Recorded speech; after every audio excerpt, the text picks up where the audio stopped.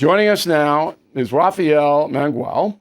He is a senior fellow at the Manhattan Institute. The Manhattan Institute studies New York City, all right, and state to some extent. So Rafael wrote a book called Criminal Injustice, What the Push for Decarceration and Depolicing Gets Wrong and Who It Hurts the Most. All right, now, we have a mayoral race coming up, as everybody knows. And this Mamdani, who won the Democratic primary, is a communist. And he wants to basically, he's not going to admit anymore he wants to defund the police, even though he said that. But he is anti-police. He doesn't believe in, and the only thing that's keeping New York City even afloat is the police department. That's it. Okay?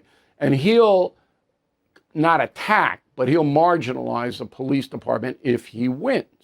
Are you with me so far, Rafael? Do you agree with that? I'm with you so far, yeah. Okay, 100%. I think he'd probably go even further. Okay, I think he'd probably go even further. Let's play a conservative here. Okay, you know, let's just do that. Because the city's quality of life is so far out of control now, the man's going to make it worse. And that'll lead to an exodus of affluent people out of New York City and state, taking their tax revenue with them. Your mayor, Rafael, okay? This happened before. This happened before. Giuliani came in after a series of weak mayors and cleaned it up. Could that happen again? Oh, it could absolutely happen again. We know not only from history that we've been able to clean up a mess far bigger than the one that we have now, but we also have the lessons that were learned during that period of how to do it. We also have the technology to do it much more efficiently and quickly now. So, you know, there really is a key component here, and you put your finger on it earlier, which is that the NYPD has to be front and center in this effort. And that is one of the things that I do think scares voters about this Zohran Mamdani character, because not only is he on the record multiple times saying that he wants to defund and abolish the NYPD, not to mention jails and prisons and all of those things that help keep us safe. But even as he's moderated or pretended to moderate on those positions, you know, he's moderated to a level that is still unsatisfactory. I mean, the most recent thing that I think he said was that he would try to maintain the current force level that the NYPD has. Well, the current force level that the NYPD has is significantly below the ideal. 10,000. The turn of the century. It's 10,000 below the turn of the century, what a JPAC's was. Okay, so say that I don't think he's going to win. I think something's going to happen here. And this this shooting is going to hurt him, Mamdani. So he gets people's attention, and they're going to vote for a soft on crime guy. It's going to hurt him. But what has to happen in the city? You say the police have to take the lead. I agree. But the police can arrest as many people as they want. If the judges are just kicking them back to the street because of the state legislature, signed by Cuomo, another person running for mayor, then there's no solution. You arrest, guy goes in, judge lets him out. He commits more crimes, right? That's exactly right. So the bail reform, as well as the two other recent state level reforms to the state's discovery laws, which impose administrative burdens on prosecutors who have to now do significantly more work to bring cases, such that they have to triage and choose which cases they're going to prosecute and which they're going to allow to be dismissed for failure to comply with these regulations. But also there was a juvenile justice bill that was passed in 2018 called the Raise the Age Law, which basically makes it impossible to incarcerate 16 and 17-year-olds who commit no matter what they do. Right, no matter what they do. All right, so you can't put That's it. exactly all right. right. So what is the solution?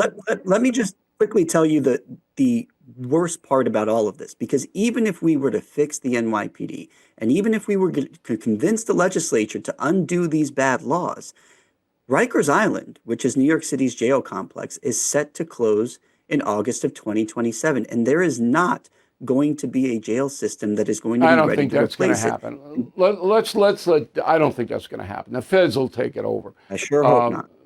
Okay, but again, I want solutions here.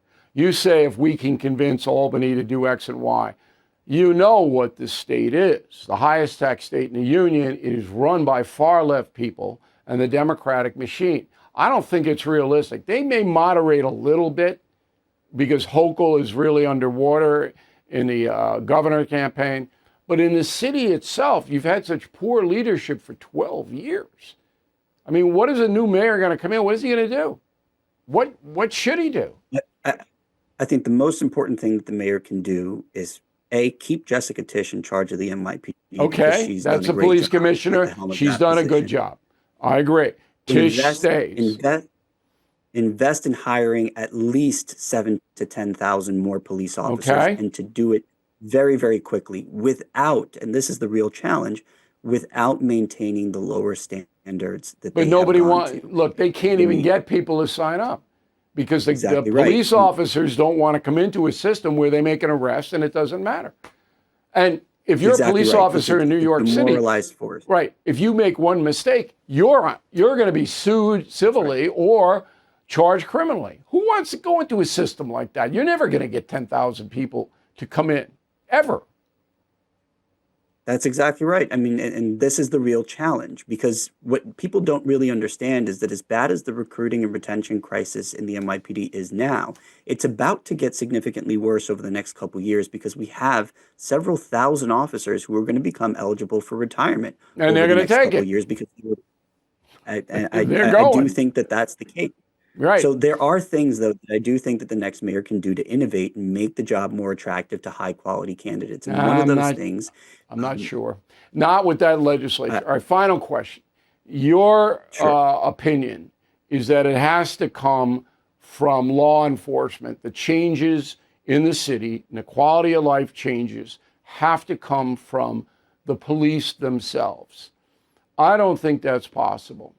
When you have marijuana smoke on every city, on every block in the city, when you have Alvin Bragg and Darcel Clark, DAs of Manhattan and the Bronx, and these people do not want to prosecute most crimes. You know that, I know that, the stats show that, okay?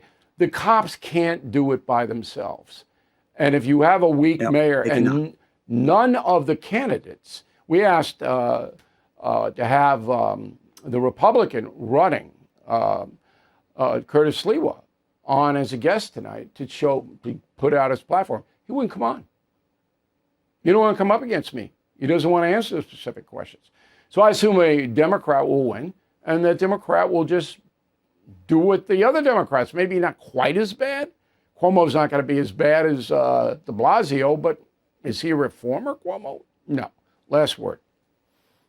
Yeah, I certainly don't think Cuomo's a reformer. In fact, his name is on many of the pieces of legislation that are causing a lot of the problems that we are still dealing with. But I do think it's going to take a mayor that has recognized that the problems lie in Albany, that those laws need to change, and who is committed to investing in the NYPD and putting pressure, using the bully pulpit, on people like Alvin Bragg and Darcel Clark to do more and to do more quickly. I don't know. This city needs about 6 months of martial law. And that's what it needs. And if it doesn't get it, it's going to be next year at this time, 100 times worse than now. And that's going to be, there's going to be disorder in the streets. Rafael, thanks very much for the time. I appreciate it very much. Homeowners, when is the last time you checked on your home title? If your answer is never, then this is for you.